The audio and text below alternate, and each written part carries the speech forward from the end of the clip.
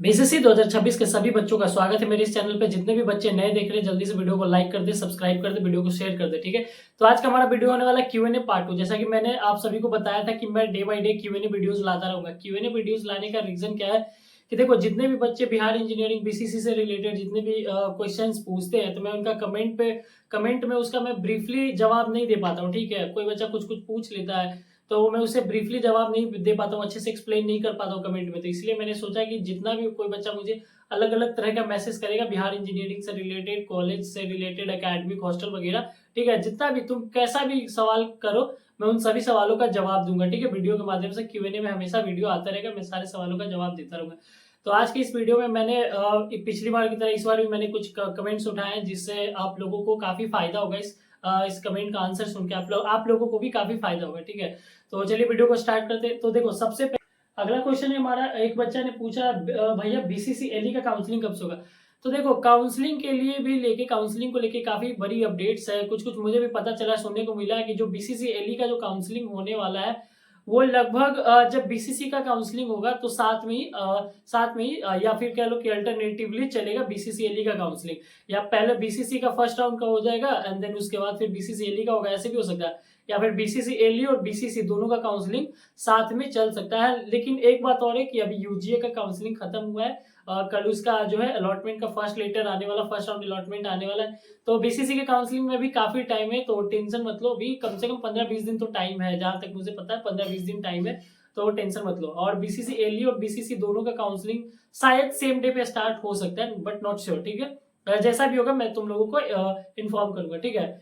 तो अगले क्वेश्चन की ओर बढ़ते हैं। तो एक बच्चे ने पूछा हमसे कि भैया मेरा रैंक जो है 10,328 और ईडब्ल्यूएस 1605 है, तो क्या सीएससी या सीएससी विद स्पेशलाइजेशन मिल सकता है टॉप कॉलेजेस में या मिड कॉलेज में। देखो, मैं हमेशा बोलता हूँ और अभी भी वही बात बोलूंगा, एक बात क्लियर है, जिन भी बच्चों का बीसीसी में रैंक ज्यादा है वो तो सबसे पहले लोअर कॉलेज प्रेफर करो, क्योंकि टॉप कॉलेजेस के बारे में मत सोचो, टॉप कॉलेजेस तुम्हें नहीं मिलेंगे। और लोअर कॉलेजेस में भी कितने रैंक वाले को बच्चे को एडमिशन मिलेगा नहीं मिलेगा ये डिपेंड कब करेगा, जब यूजीए का खत्म हो जाएगा, एडमिशन वगैरह खत्म होगा जाएगा, जब बीसीसी का जब सीट मैट्रिक्स आएगा तब डिपेंड करता है कि तुम्हारा जो रैंक है उस बेसिस पे इंजीनियरिंग कॉलेज में एडमिशन हो पाएगा कि नहीं। क्योंकि देखो, हर बार यूजीए के थ्रू सबसे पहले बिहार इंजीनियरिंग में एडमिशन होती है, ठीक है, और फिर बीसीसी के बाद में होती है। तो यूजीए के थ्रू कभी ज्यादा सीटों पे एडमिशन हो जाती है, कभी कम सीटों पे, तो बीसीसी के लिए कभी ज्यादा सीट बचते हैं तो कभी कम सीट बचते हैं। तो ये हमेशा वेरी करते रहता है, उस पर डिपेंड। अब मान लो कि यूजीए, देखो टोटल बिहार इंजीनियरिंग में 15,000 सीट है, लगभग 15,000 के आसपास में सीट है, और मान लो यूजीए से 10,000 सीट पे एडमिशन हो गया, ठीक है, तो बचा 5,000। तो अगर 5,000 बीसीसी के लिए सीट बचता है तो फिर अगर किसी बच्चों का 10-15,000 रैंक है तो ऐसे भी एडमिशन नहीं होगा, है कि नहीं।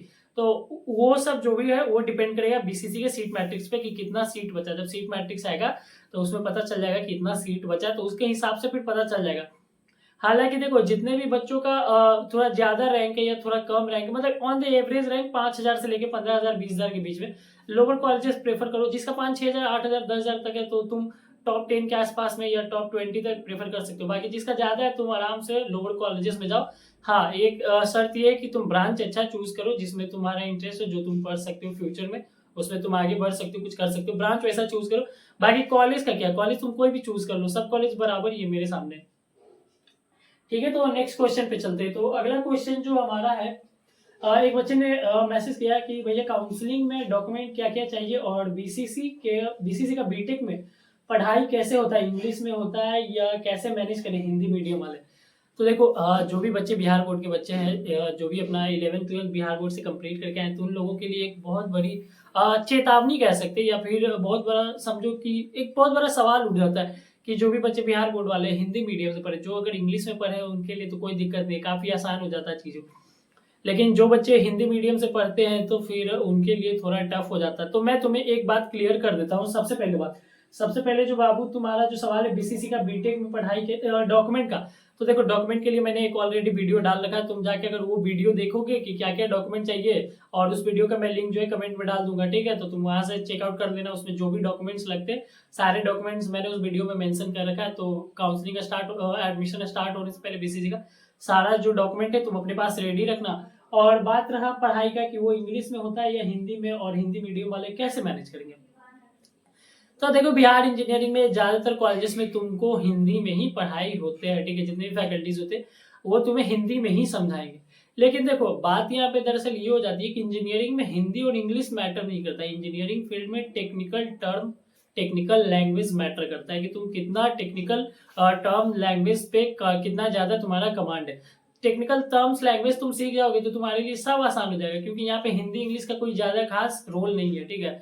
तो सभी बच्चे पढ़ सकते हैं। धीरे धीरे स्टार्टिंग में एक सेमेस्टर तुम्हें परेशानी हो सकती है, बाकी उसके बाद सब कुछ धीरे धीरे नॉर्मल हो जाता है, तो सब सही हो जाएगा।